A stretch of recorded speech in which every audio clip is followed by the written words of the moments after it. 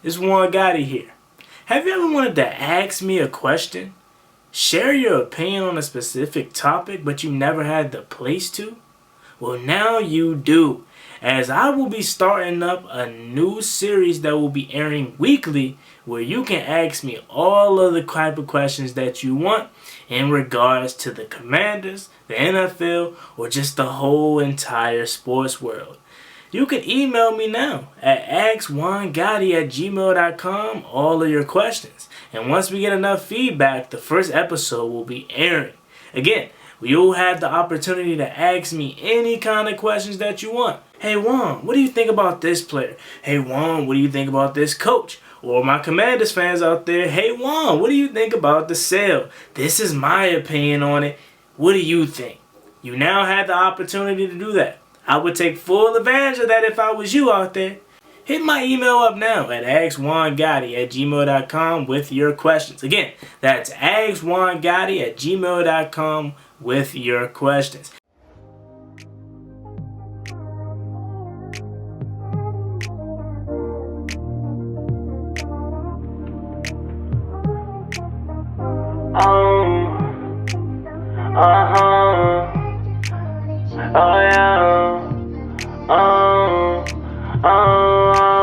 Wait a minute, girl, can you slow down? Wait a minute, girl, what's the rush now? I wanna introduce myself to you. My name is one-on-one guy to prefer now. I like the way you put your fists together. I like the way you do your hair in the morning. I see why all the boys want you, girl. YouTube, what's going on? It's Juan Gotti here with another Washington Commanders video, and in today's video I'm coming on here with the topic where I wanted to discuss the running back position and state my opinion on why I believe Antonio Gibson and Brian Robinson could be one of the, if not the best running back duo in the NFL in this upcoming season. So without further ado, let's get straight into today's video. But before we do, make sure you guys go down below, leave a like on this video, subscribe if you're new, and turn on post notifications so you get notified when I upload a video about the NFL, or in this case our Washington Commanders. We're on the road to 6,000 subscribers, so please hit that subscribe button again if you haven't already. Thank you so much. Let's get straight into today's video. So, the running back position on the Washington Commanders, I feel like it's one of our better position groups, okay? With Brian Robinson, with Antonio Gibson specifically leading the pack. But even on the back end, you guys know I love Jaret Patterson, and I feel like he deserves opportunities. And every time he gets his chance to show what he can do, he has a positive impact. And it sucks for me because he is a guy that I know can actually contribute to this running back room if he was given the opportunity. But his height is the only reason. The only thing y'all can say and the coaching staff can dislike about him is his height. But that's something that he can't control, and I feel like that shouldn't be a factor as if he should get if he should get playing time or not. Because if a guy is 5'8", but he's out there balling, you know, the height shouldn't be the reason why he isn't playing. Jaret Patterson, every time he goes out there, he's running hard, he's pass catcher, he's able to pass block, and he provides the ability to return kicks, man. So it sucks that he doesn't get the opportunity. His height is the reason that he literally does everything well. Like, every time he gets in the game, he never has a negative play, bro. Like, and that's going back to the preseason of last season in 2021. And then he got his opportunities a couple times on the 2021 season, especially that Eagles game where he scored his touchdown. And then this past year in the preseason, he was pretty good, but it seemed like his role decreased. They started giving most of his carries to Bonaker or whatever his name was in the preseason. And then on the regular season, they only activated him for the Dallas game, and look what he did there. He had a touchdown, and he played really, really well, bro. Jaret Patterson deserves to be on his roster. He deserves to have significant playing time, and I feel like he can be the third running back if they gave him the opportunity to. But knowing this team, they're not going to do that because of his size. So, sucks because of that. But let's get to the main topic here.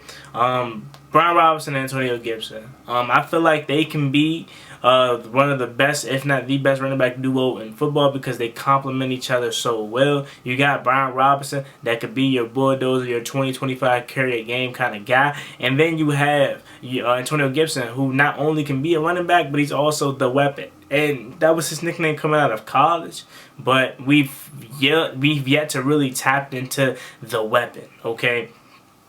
So with Eric Bieniemy now being here, I feel like that is going to change because I think Scott Turner was a big reason for us not using Antonio Gibson like the weapon. And I said that in my previous video that I feel like these two guys, especially Antonio Gibson, is going to benefit the most from Eric Bieniemy's arrival here in Washington. But you've seen what he was able to do with Isaiah Pacheco. And all those guys, Jerick McKinnon, and I feel I could see him doing something like that with Antonio Gibson. And again, Brian Robinson being your bell cow, your guy that's going to take on most of the workload. He can wear the defense down. Then you switch the pace with Antonio Gibson, okay, who now, according to Ron Rivera, is going to be the J.D. McKissic replacement. So we're going to be in the market, probably going to draft another running back. I would personally just go with Jaret Patterson, like I stated before. They probably may end up going with Jonathan Williams, to close out the running back group. But I definitely think this duo has an opportunity to be one of the best. And Brian Robinson, he missed the first 5 weeks of the season and still managed to put up 800 rushing yards and 2 touchdowns. So could you just imagine what he is able to do with a full season? And you guys know I wasn't the biggest fan of the Brian Robinson pick, not because I didn't personally think he was going to be a good back or anything, but I was so fixated on Antonio Gibson being this running back one. But what made me obviously quickly changed my opinion on the Brian Robinson move was how he played in the preseason and my thought of Scott Turner actually using him as the weapon, that being Antonio Gibson. But could you imagine and Brian Robinson getting the full workload of 17 weeks of what he can do? He can obviously be a 1,000-yard back. We now have 2,000-yard backs in that backfield. And Antonio Gibson, he can be a 1,000-yard rusher and a 1,000-yard receiving back this year. And especially with now him, according to Ron Rivera, being the new J.D. McKissic, the receiving end of that 1,000 yards could definitely be possible now. Brian Robinson, obviously, like I said, is going to be your bell cow guy, your every down back, your guy that's going to beat up the defense, and gash them and move the pile and all of that, do everything that he did last year. He's going to be that guy, and he can occasionally take it to the distance. And let's not discredit Brian Robinson's ability to pass catch either. Okay, obviously we know in the Falcons game, he did a swing route to Taylor. He found him in the backfield and he chucked the guy and scored a touchdown. So he can actually pass catch, or he can receive well too. All right, and that's what's making me so excited about these guys is because we have the running backs that complement each other so well, and they can do pretty much the same thing. Obviously, Brian Robinson is going to be the more physical guy, but they pretty much can do the same thing. All right, and we have 2 of those guys, and I hope we can find a balance because it seems like last year, and I know it was a whole new offensive coordinator now, but last year it felt like they were fighting to get on the field at the same time when it doesn't have to be the case. They can be on the field at the same time. They both can be out there together. You know what I'm saying? And I hope we can find that steady balance of having both of those guys out there. Antonio Gibson, he found a way to manage to put up almost 900 yards last year, combining his rushing and his receiving yards. And he only had 1 fumble. There was a lot of issues with him heading into last year, and I believe he had 1 fumble last year, and he didn't lose it. So the fumbling, he's cutting down on. He's getting better with his ball security. Brian Robinson headed into year 2, and he's going to be fully healthy. Antonio Gibson's going to be fully healthy too. Man, it could be scary. You know what I'm saying? Because what other running back duos is there besides, obviously Kareem Hunt, Nick Chubb, and all those guys? What other running back duo can you really think of that could be better than these guys? And again, Antonio Gibson's entering the last year of his deal, so he's going to be looking to get paid. So you already know he's going to be playing with the chip on his shoulder and playing extra hard because he's trying to get that bag. Now, last night on the show that I did with Juris, with Pedro, with Tim, and ProTech, we did a mock draft, and a lot of people was talking about Jahmyr Gibbs. Could we possibly take him in the 2nd round? And I really didn't put any more thought into it because I was like, oh no, we got Brian Robinson, we got Antonio Gibson. But the thing is, Antonio Gibson's on the last year of his deal. And again, how this new philosophy of looking at running backs as, you know, you can just replace them there, you don't have to extend them. It could be a possibility that Antonio Gibson is not back here next year. Now, again, like I said personally, if anything, Antonio Gibson is the kind of back that I would extend because of what he provides so much more to this offense than just being a pure back, receiving back, and kick return. He can do so much for this team. So I personally would look to extending him, especially if he has a good year. But I wouldn't be surprised if we didn't. So that could make us draft a guy like Jahmyr Gibbs. I feel like he's a little too high. If we drafted him, it'll have to be like the second round, and I feel like running back that would be too high. I feel like running back is a position that we should draft, but probably like in the 5th round. You know what I'm saying? Not nothing in the 2nd round where you still want to get guys that's going to come in here and actually contribute day one. Now Jahmyr Gibbs could come in and participate day one, but he's going to be the 3rd running back, and you already have 2 quality young backs ahead of him, so his time is not going to be he's not going to get much playing time.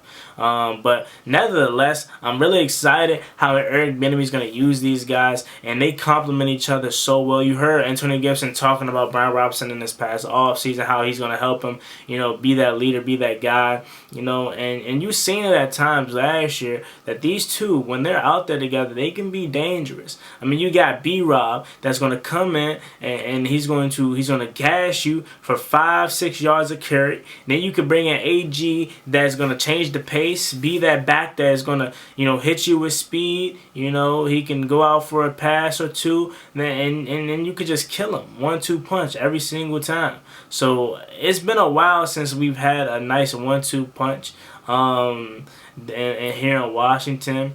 You know, I was a big fan of like Roy Halou and all those guys. You know, and Capri Bibbs. You remember Capri Bibbs?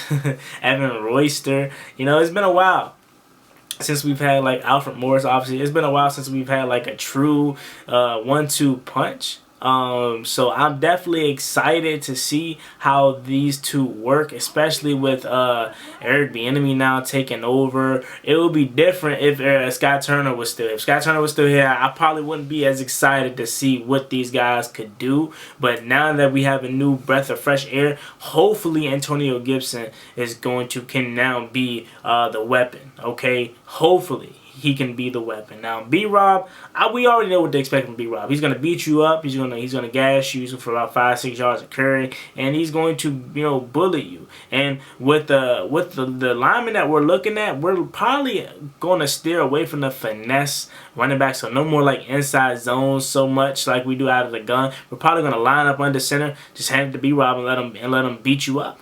And honestly, I would prefer that than just, you know, going out of the gun every single time we're going to run, because you're already surrendering 5 yards. That inside zone isn't going to work, you know, so you might as well line up under center, hand it to B-Rob, hand it to Gibby, you know, bring in John Bates into the backfield, you know, as an extra blocker, or put him on the line and make him eligible to be, you know, on the line, and he could block you. I want that old school running back, you know. That finesse scheme was not working. I mean, it was working with Scott Turner a little bit, but a lot of times it was telegraphed, it was predictable. So why not switch it around and go old school with the lineup under center and hand it to B-Rob or Gibby and let them gas you, man. I'm telling y'all, these two fellas is going to benefit the most from the arrival of Eric Bieniemy. And I feel like these guys could be the best running back duo in the NFL this upcoming season. So let me know what you guys think about this video in the comment section down below. How do you feel about B-Rob and Gibby? As always, me, boy, Juangottibusiness. Like, comment, subscribe. Hail to the Washington Commanders. We're on the road to 6,000 subscribers, so please hit that subscribe button again if you haven't already. See you guys in the next video. I'm out. Peace. Cost me one time, that's gonna get you popped.